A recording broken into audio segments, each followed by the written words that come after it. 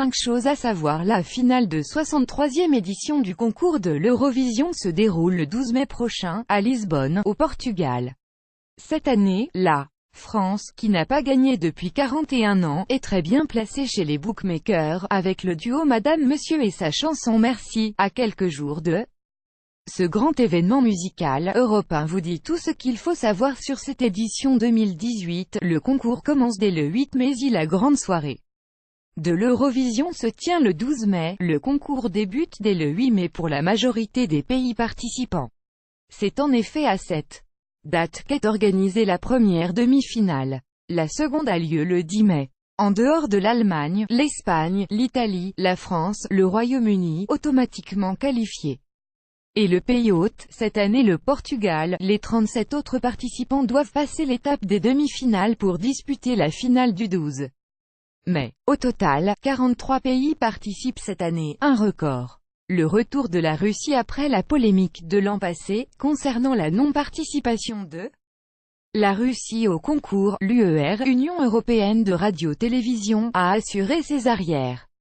Désormais, pour participer au concours, les chaînes de télévision participantes doivent s'assurer que les artistes sélectionnés peuvent se rendre dans le pays hôte. Ni l'artiste choisi, ni aucun membre de la délégation ne doivent avoir un quelconque antécédent qui pourrait pousser les autorités du pays organisateur à lui refuser l'accès au pays organisateur, en accord avec les lois nationales, a annoncé l'organisateur du concours. La France représentée par un duo, et si cette fois, c'était vraiment la bonne?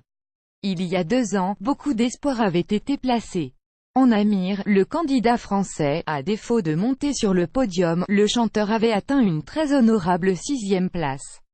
Cette année, Madame Monsieur, le duo qui représente la France, est placé dans le trio de tête par les bookmakers et à la 2e place chez l'Organisation Générale des Amateurs de l'Eurovision, OGAE, le plus grand fan club du concours.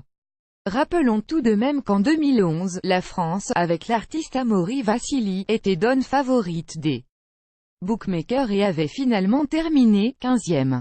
La chanteuse israélienne, grande favorite, mais un obstacle pourrait bien se mettre en travers de la route des Français, en la personne de Netta Barzilai, avec son titre Toy. La candidate israélienne fait figure d'immense favorite, première chez les bookmakers et dans le classement de l'OGAE, avec plus de 100 points d'avance sur son dauphin français, le plus grand événement musical mondial avec plus de 200 millions de téléspectateurs dans le monde.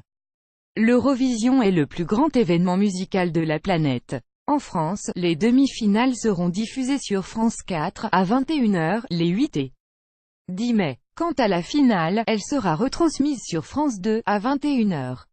Cette année, un trio présente l'événement côté français: Christophe Willem, Stéphane Bern et Alma, candidate 2017 de la France.